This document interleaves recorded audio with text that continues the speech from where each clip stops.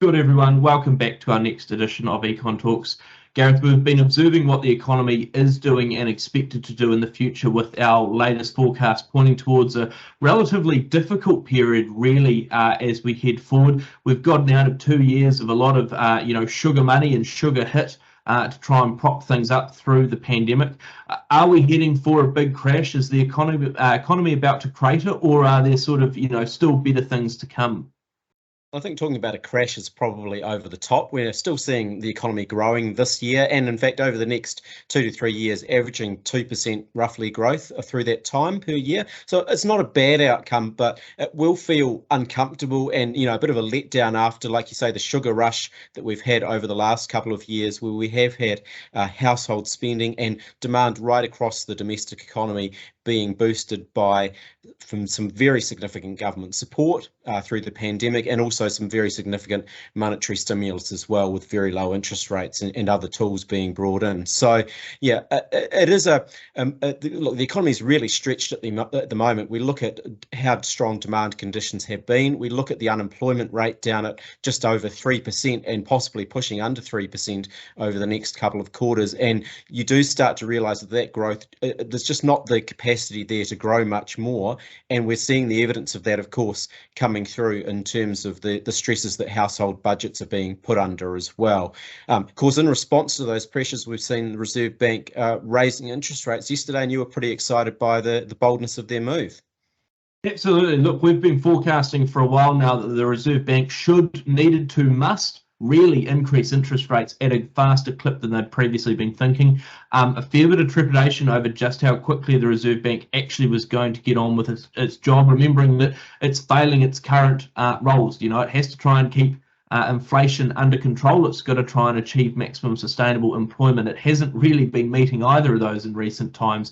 And so the decision recently by the Reserve Bank to increase the official cash rate by 50 basis points, very much that much more assertive, aggressive stance, with the bank noting themselves that need to bring forward stimulus earlier to try and combat those changes really in expectations around inflation. Everyone we talk to, just about everyone across the country, seems to be of the view that inflation is not only high, but going to continue to rise at a fairly fast clip. And so the worry there very much is that if people expect that to happen, it does start to self-fulfill. You have inflation that will spiral upwards, and some real concerns around whether or not there's any ability to rein it in. In my mind, that decision by the Reserve Bank yesterday to raise by 50, remember that's only the fourth time that the official cash rate has been increased by more than 25 basis points. So it's a fairly significant change, and in fact the first in something like 22 years that you've seen that level of boldness. But you need it, right? We know there was no real option in our minds that the Reserve Bank could have done anything different. Inflation is at a generational 30-year high. Unemployment is currently at the lowest it has ever been. Those expectations are becoming unanchored. People are thinking there is more to come. So the shot across the bows yesterday, very much putting the business community on notice, putting everyone on notice that actually the Reserve Bank might be fashionably late, but it has shown up to the party. It's willing to make some big changes. What's that mean, though, Gareth, for inflation as we look forward? Have we slayed the dragon, or is there still more to come? I think there's still a hell of a lot more work to do in that space yet. As you said, they're late to the party, and so there is still more rate increases needed to make up for the time that they lost last year, dithering with the 25 basis point increases that we've seen. So we're picking the OCR will be over 2.5% by the end of this year, possibly pushing up 3.25% by early next year. So there's still more squeeze to come in terms of those mortgage rates and the effect they have on household spending, household budgets. In terms of where inflation goes to from here, our expectation is that it'll peak at about 7.5% within the next 3 to 6 months. That is, further acceleration from the 5.9% rate we've currently got.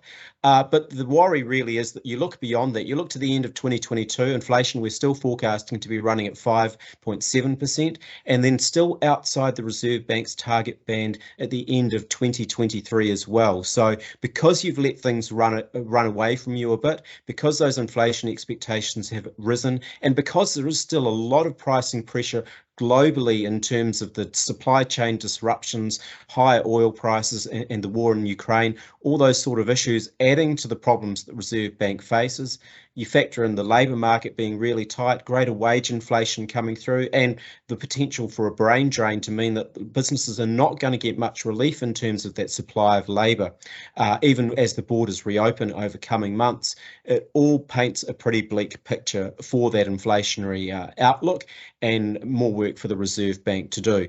That means, of course, as they do tighten monetary policy, and indeed as the government hopefully starts to tighten up on some of that fiscal stimulus and reduce the spending growth as well, that the economic growth simply will be more difficult to achieve. We know that consumer confidence has fallen away substantially over the last 6 months, and that's not going to be helped by the housing market slowing and house prices falling as well. So the recipe is looking quite uncomfortable at the moment, and you know, like I said, next couple of years, the sort of growth picture that we're looking at is much more restrained, much more difficult. But it's a case of, you know, we've brought forward a lot of growth with all the stimulus we've had over the last couple of years. Now we have to pay the price for it, and so that's what we're going to be working through.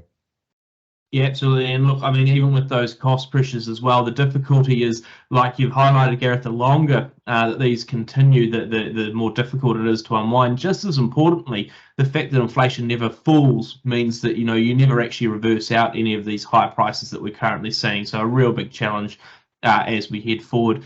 Certainly our forecasts are showing that the next few years, like you've highlighted, very, very difficult. Growth is going to be both harder and a lot more expensive to achieve. There are some difficult prioritisation conversations that need to happen about where do we put our much more limited set of resources, our talent, our skills, our money. And that's something that we'll continue to assess, how we grow, how fast, to what degree, and in what direction as well, on one of our future editions of Econ Talks.